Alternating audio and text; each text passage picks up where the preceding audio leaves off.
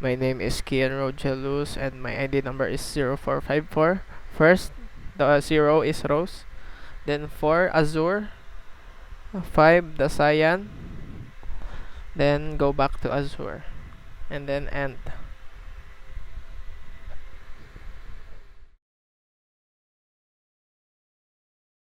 So from this point in the next procedure, from 0 to 4, it goes from rose to red to orange to yellow to chartreuse to green to aquamarine and to cyan, and it will stop in the color azure for 2 seconds.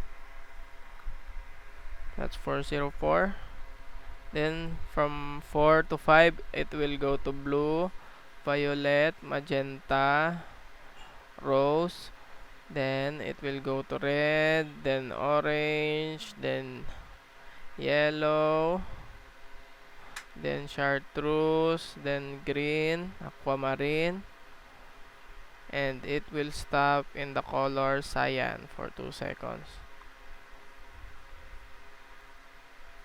Then from cyan 5 to 4, it will go from cyan to rose, cyan, aquamarine, green, yellow, then orange, then red to rose. And this will be the end.